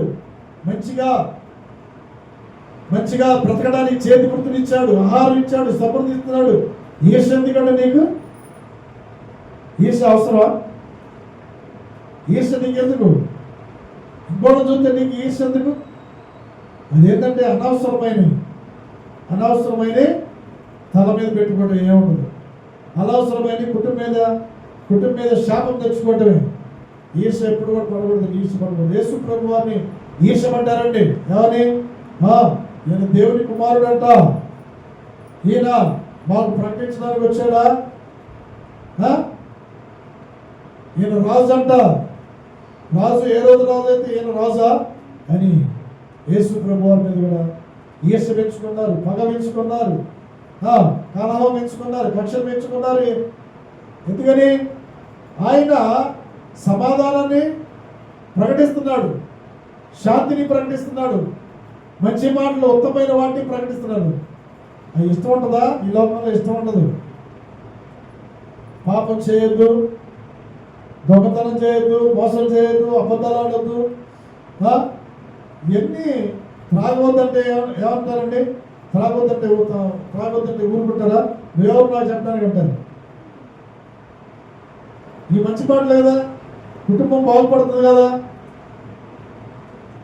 దేవుడికి ఎవరు కావాలండి? నశించిపోయే వాళ్ళే కావాలి. నీతిమంతులు అక్కర్లేదండి. నీతిమంతులుగా ఉండనేమో, పరిశుద్ధులుగా ఉండనేమో.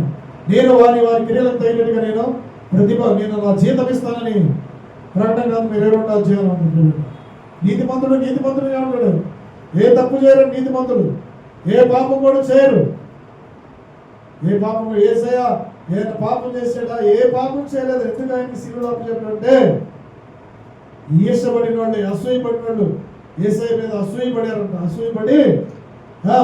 అసూయపడి పిలాతు, నీ ప్రజలే కదా నాకు అప్పచెప్పింది, నీ మీద అసూయపడి నాకు అప్పచెప్పారు, నీ ప్రజలే కదా.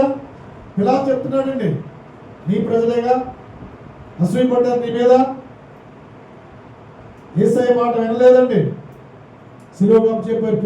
పిలాతు దగ్గర తీసుకొచ్చారు. పిలాతు దగ్గర తీసుకొచ్చినప్పుడు పిలాతు తీర్పు చెప్తున్నాడు, ఈయనలో ఏ దోషం లేదు, ఏ నేరం కనపడలేదు. ఎందుకు సెలవుమంటారు? ఆయన ఎందుకు మాకు ఈ దొంగని మాకు విడదలే. ఈ దొంగ కావాలి. దొంగలు ఏం చేస్తారు? దొంగతో సహాయం చేస్తారు. దొంగతోనే సహాయం చేస్తారండి. చెడ్డవారు మంచి వార్త చేస్తారా? చేయరు. మంచి వార్త ఎప్పుడు? ఎందుకని? మంచివాడు ఏం చేస్తాడు? మంచి మాటలే చెప్తారు. ఇలా చేయకూడదు, ఇలా మాట్లాడకూడదు, ఇలా నువ్వు ప్రవర్తించకూడదు, ఇలా నువ్వు బ్రతకూడదని మంచి మాటలే ప్రకటిస్తారు కదా. ఉత్తమైనే కదా. ఉత్తమైన ప్రకటిస్తే వింటారా? వినరు. ప్రియబిడ్డ, మంచివారి స్నేహానికి రారు. మంచివారికి ఏముంటాయండి గుణలక్షణాలు? మంచివారికి ఉండవలసిన గుణలక్షణాలు ప్రేమ, సమాధానము, సంతోషము, ఆనందము ఎన్ని వాళ్ళలో ఉంటాయి. కాబట్టి వాళ్ళు మంచివారితో స్నేహం చేయరు. మంచివారితో మనం స్నేహం చేసి ఏం తెచ్చుకోవాలండి? లోక స్నేహం దేవునికి వైరము. మనం మంచి స్నేహం చేయాలి. మంచి దేవుడు యేసయ్య మంచి నిజ స్నేహితుడు, మంచి దేవుడు. ఆయనతోనే మనం ప్రతి కాలంతో కూడా ఆయనతోనే మనం స్నేహం చేయాలి. ఆయనలోనే మనం కొనసాగించాలి. ఆయనలోనే మన జీవితాన్ని కొనసాగించాలి. ఆయనతోనే మన బ్రతుకుని ఎల్లముంచాలి. ఆయన చెప్పాడు కదా, నేనుండే స్థలంలో మీరు కూడా ఉండలాగా మీకు స్థలం సిద్ధపరుస్తున్నాను. అక్కడ ఏముంటుందండి? మంచి ఉంటుంది. యోహాను సువార్త 14వ అధ్యాయం ఉంటుంది కదా, నేనుండే స్థలంలో మీరు ఉండలాగా మీరు కూడా రావాలంటే ఏముండాలి? ఈ లోకంలో శరీరధారిగా మనం ఉన్నప్పుడు మనం ఏం చేయాలి? మంచినే అవలంబించాలి, మంచిగా ప్రవర్తించాలి, మంచిగా బ్రతకాలి, మంచిగా నడుచుకోవాలి. అప్పుడు ఆ మంచి దేశంలో నేను ఆ మంచి దేశం పరదేశంలో మనం వింటాం. తప్పక నువ్వు కూడా పరదేశంలో ఉంటావని దొంగతో చెప్పాడండి. ఒక దొంగ అయితే దేవుని తిరస్కరించాడు, ఒక దొంగ అయితే దేవుని అంగీకరించాడు. అందుకని ఎందరైతే దేవుని అంగీకరిస్తారో వారు దేవుని పిల్లలంటే అధికారం ఉందని యోహాను సువార్త 1వ అధ్యాయం ఉంటుంది బిడ్డ. ఎందరైతే దేవుని అంగీకరిస్తారో వారే పరలోక రాజ్యంలో దేవుని పిల్లలకు అధికారం ఉంది. దేవుని అంగీకరించిన వారు, దేవుని ప్రేమించిన వారు మరణాన్ని స్నేహిస్తారు. దేవుడు అంటే అసహాయపడేవారు, దేవుడు అంటే భయపడేవాడు. ఈ భయపడేవాళ్ళ లక్షణాలు, భయపడేవాళ్ళు ఏమంటే తెలుసా? దురాత్మలు ఉంటాయి. అందుకనే దురాత్మ ఏం చేస్తుంది? భయపడిపోద్ది. దురాత్మ దేవుని మాటలు వినదు. దేవుని మాటలు వినకుండా చెవులు మూసుకుంటారు. దేవుని మాటలు వినక లోబడదు అది. ఎందుకని దురాత్మ ఉంటుంది కదా. ఆ దురాత్మ విననొల్ల నీదు. అదే ఆ దురాత్మ ఒక చోట కూర్చొని ప్రేమిట. కాబట్టి మంచివారితో స్నేహం చేయాలి. మంచివారితో స్నేహం అంతా చేయాలంటే కానీ చెడ్డవాడి స్నేహం 100 రూపాయలు ఇచ్చి విడిచిపెట్టుకోవాలంట. పెద్దలు సాటులు చెప్పేవాడు. మంచివారితో స్నేహం చేయాలి కానీ చెడ్డవారి స్నేహం 100 రూపాయలు ఇచ్చానా విడిచిపెట్టుకోవాలంట. సామెత అది. చెడ్డ స్నేహం చేయకూడదు. అందుకని చెడు కార్యాలు చేయకూడదు. నా ప్రియుడా, నీ ఆత్మవర్తిల్లు సూచిగా ఆత్మవర్తిల్లుచుండి నా విషయాల్లో వర్ధిల్తూ సుఖముగాను సౌఖ్యంగాను వర్ధిల్లాలి. మీరు నా ప్రియురాలా, నా ప్రియుడా, నువ్వు అన్ని విషయాల్లో వర్ధిల్లాలి. నువ్వు ప్రార్థనలో వర్ధిల్లాలి, నువ్వు భక్తిలో వర్ధిల్లాలి, నువ్వు ప్రేమలో వర్ధిల్లాలి, నువ్వు దేవుని భక్తిలో వర్ధిల్లాలి, నీ కుటుంబంలో వర్ధిల్లాలి, నీ చేతి వృత్తిలో నువ్వు వర్ధిల్లాలి, నీ పిల్లలతో నువ్వు వర్ధిల్లాలి. అందుకని నా ప్రియుడా, నీ ఆత్మ వర్ధిల్లుతున్న రీతిగా నువ్వు అన్ని విషయాల్లో సుఖముగాను సౌఖ్యంగాను వర్ధిల్లాలి. దేవుని సంతోషపెట్టేవారిగా నీవు నేను ఉండాలి ప్రియబిడ్డ. కాబట్టి ఆయన నిన్ను నన్ను ఎంతో విలువ పెట్టి కొనుక్కున్నాడు తెలుసా. విలువైన రక్తం కార్చాడు సిలువలో.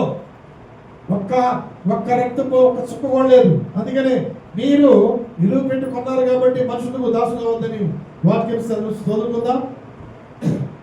1 కొరింథీయులు 7:23. 1 కొరింథీయులు 7:23.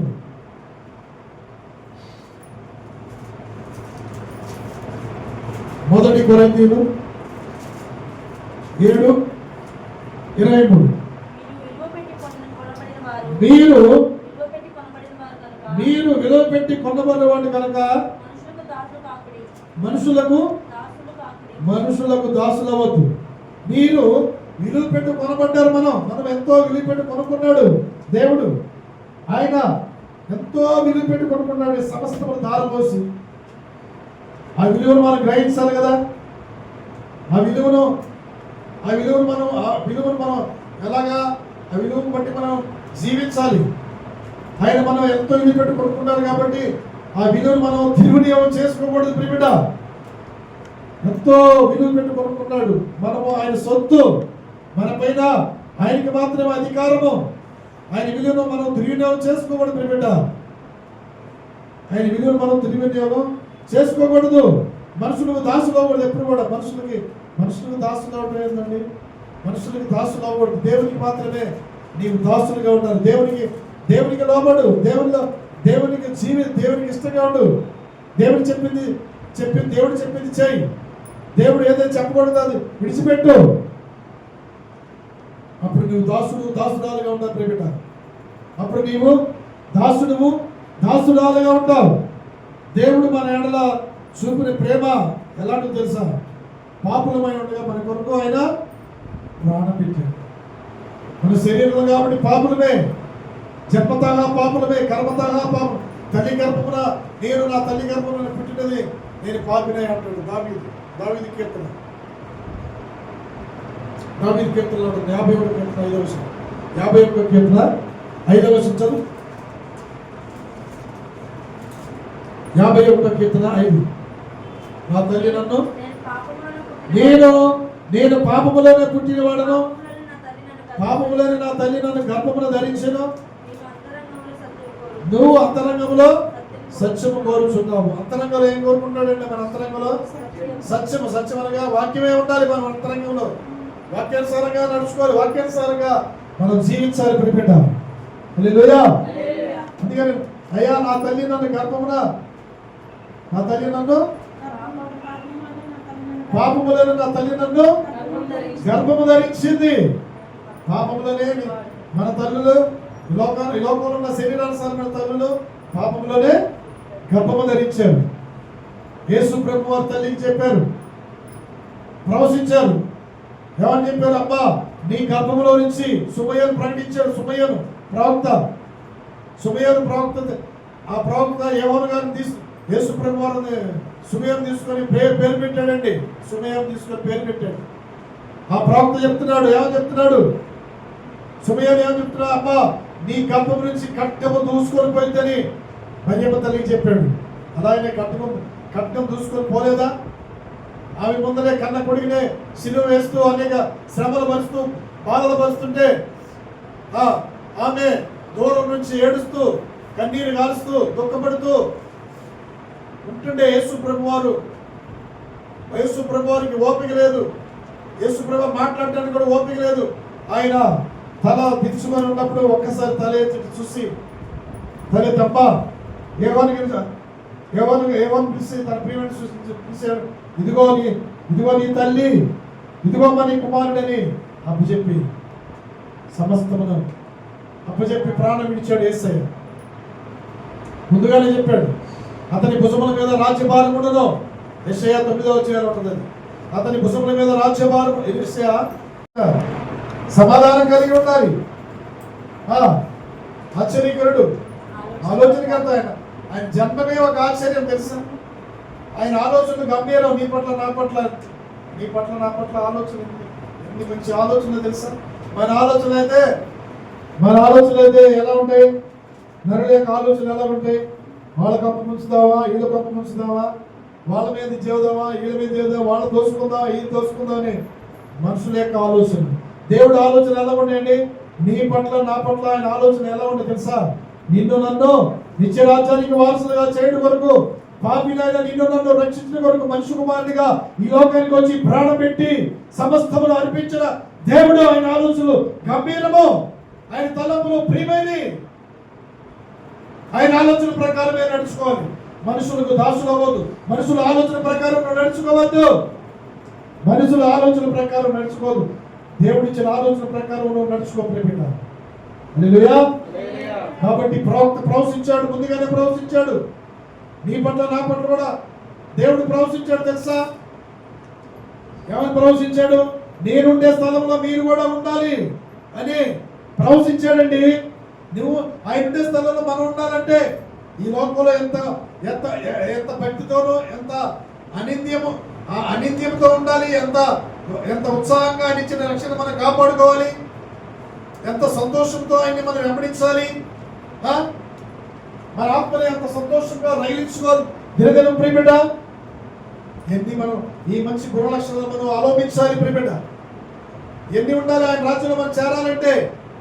యేసు ప్రభు వారు చనిపోయి ఆయన ఏమైపోయాడండి? ఆరోహణం అయిపోయాడు. ఆరోహణం పైకి అయిపోయాడమ్మా. ఆరోహణం కింద ఆరోహణం. తండ్రి కుడి పార్శ్వన కూర్చొని ఉన్నాడు. ఇప్పుడు పరిశుద్ధుడు అని కోట్ల కొద్ది దేవదూతలు స్తుతింపబడుచున్నాడు. ఆయనకి మరణం ఉందా? మరణము లేదు ఆయనకి. ఆయన జయించాడు, మరణాన్ని జయించాడు, సమాధిని ఓడించాడు, సైతాన్ని కాళ్ళ కిందగా శీఘ్రంగా స్థితిగా దక్కాడు. జయశీలుడిగా చనిపోయాడు, సమాధిలో ఉంచబడతాడు. మరలా రేపు ఆదివారం మరలా తిరిగి లేగుతాడు. ఈ రోజు మనందరి కొరకు ఈరోజు ప్రాణం పెట్టిన రోజు ప్రియబిడ్డ.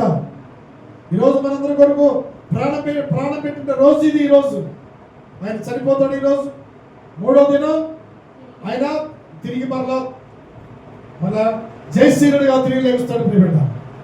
అందుకనే ఆయన మరణం బంధించలేదు, సమాధి బంధించలేదు. శత్రువు మీద విజయం పొందాడు. సైతాన్ని కాళ్ళ కింద శీఘ్రంగా సిద్ధకు దక్కాడండి. భయపడాల్సిన పని లేదు. నువ్వు దేవుని కోసమే నిరీక్షణ కలిగి ఉండాలి. అయ్యా నీ రాజ్యం వచ్చినప్పుడు నన్ను జ్ఞాపకం చేసుకోయ్యా. దొంగను కోరుకున్నారా ఈ లోకం? నేనైతే నిన్ను కోరుకుంటానయ్యా. నీ కొరకు నేను బ్రతుకుతానయ్యా. నా ఆత్మ నీలో నశిస్తుందయ్యా. నా ఆత్మ నీలోనే సంతోషిస్తుందయ్యా. అయ్యా నన్ను ప్రతి చోట విజయోత్సవంతో నన్ను నడిపించాలని కోరుకో ప్రియబిడ్డ. నువ్వు కోరుకోవాలి. దేవుడు గొప్ప దేవుడు అండి. యేసయ్య గొప్ప దేవుడు, మహోన్నతుడు, మహాగణుడు, పరిశుద్ధుడు, నిత్య నివాసం అయిన వాడు. అలాంటి దేవుడు మనం కలిగినాం కదా. ఇంత గొప్ప దేవుడిని కలిగిన జనులు, యెహోవా దేవుడికి జనులు కానివారు ధన్యులు. మనం ధన్యులు కదా, ధన్యులము. అందుకని ఆయన త్రోవలేదు కూడా మనం నడిచి యెహోవా వల్ల నిర్దోషాన్ని పడి వారు ధన్యులు అని, ఆత్మలో కంఠము లేని వారు ధన్యులని దేవుని చేత మనం అనిపించుకోవాలి. దేవుని ప్రజలుగా ధన్యులం కాబట్టి ఆయన చేత మనం ఆత్మలో కంఠము లేని ధన్యులు, యెహోవా వల్ల నిర్దోషాలు పడివాడు ధన్యులని ఆయన చేత కూడా మనం అనిపించుకుందాం. ఆయనలో మనం యువగాలు కలిసి ఆనందంగా సంతోషించాం. యువగాలు ఆయనతో కలిసి మనము జీవితం ప్రియబిడ్డ.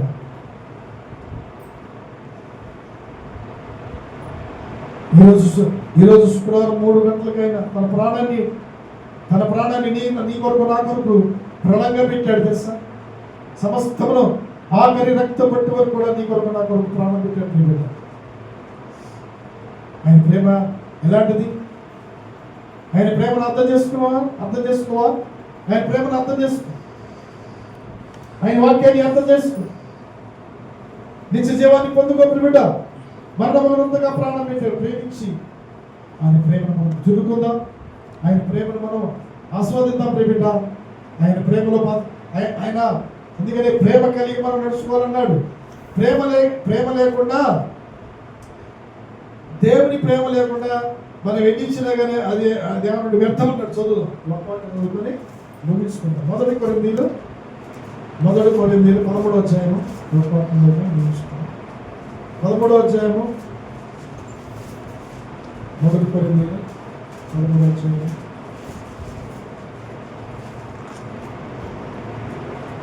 ప్రేమ లేని వాడినైతే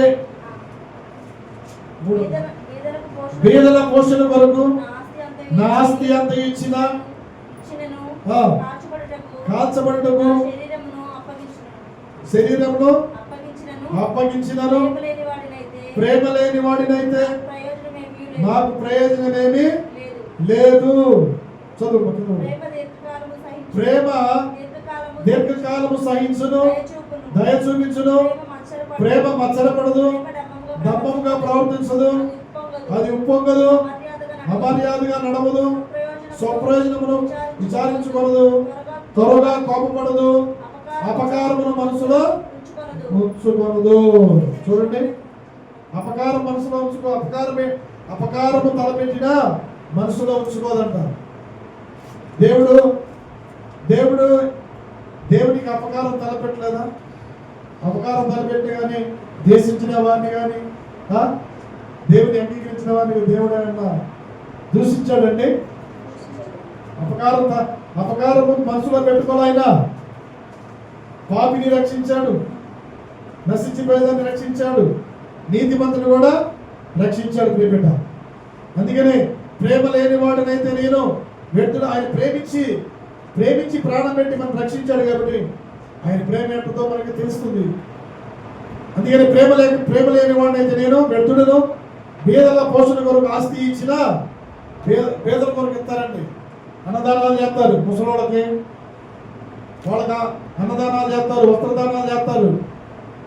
అలాంటి వాళ్ళంట ప్రేమ లేకపోతేనంట పేదలకు పోషణకు ఆస్తి ఇచ్చినాను, శరీరం కాల్చబడుకు అప్పగించినాను, ప్రేమ లేని వాడికి నాకు ప్రయోజనమే లేదు. ప్రేమ ఏం చేసిందని దీర్ఘకాలంగా సహించిందంటండి. దీర్ఘకాలము ఈ లోకంలో ఉన్న వాటిని ఎన్ని వచ్చినా కూడా సహించింది అంతే.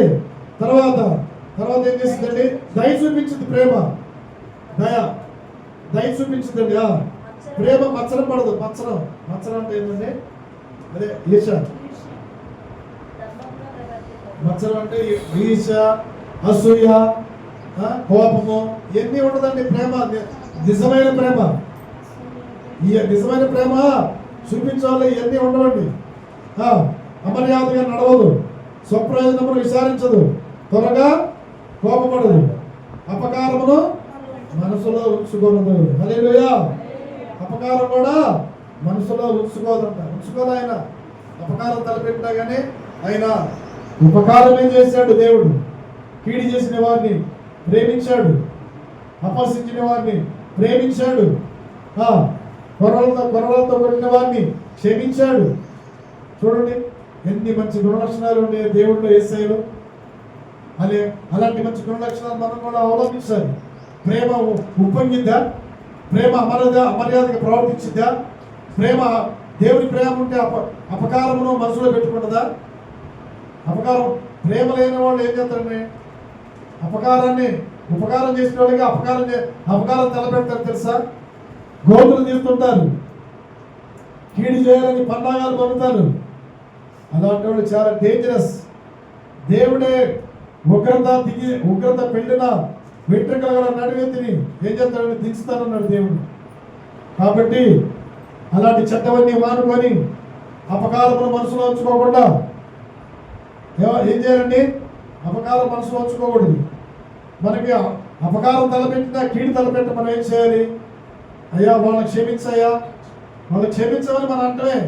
అప్పుడు వాళ్ళ నిప్పులో వాళ్ళ తల మీద ఎలా ఉంటుందండి? నిప్పులో గొప్పగా ఉంటుందంట. మనం క్షమించమంటే మనం ఏం చేసే పని లేదు. మన కీడు తలపెట్టినా చాటుమాడు కీడు తలపెట్టినా చాటుమాట వ్యవహారాలు చేసినా మన దేవుడికి అప్పచెప్పండి అంతే. మనకి ఏం కాదు. దేవుడు యెహోవా ఈరే, దేవుడే చూసుకొనును. యెహోవా ఈరే. హల్లెలూయా, హల్లెలూయా, హల్లెలూయా. కాబట్టి ఆయన ప్రేమ కలిగి నడుచుకుందాం, ప్రేమ కలిగి సహిద్దాం. ఆయన ప్రేమ కలిగి మనకి ఎవరైతే అపకారం తలపెట్టారో, కీడు తలపెట్టారో, అన్యాయం చేశారో వారందరికీ మనము ఉపకారమే చేద్దాం. ఉపకారులుగా మనం ఉందాం. ప్రియబిడ్డ ఉందా? తప్పే ఉంది? దేవుడే ఉపకారం చేస్తే మనం ఉపకారం చేయొద్దా? ఆయన క్షమించాడు, ఉపకారం చేశాడు, మంచి చేశాడు, ప్రాణం పెట్టాడు. నీ కొరకు నా కొరకు ప్రాణం పెట్టాడు, నీ కొరకు నాకు స్థలం సిద్ధపరిచాడు. ఆయన ప్రేమ ఎంత గొప్పదండి. ఆయన ప్రేమను పొందుకుందాం, ఆయన ప్రేమను మనం అవలంబిద్దాం, ఆయన ప్రేమను మనం ధరించుకుందాం. హల్లెలూయా.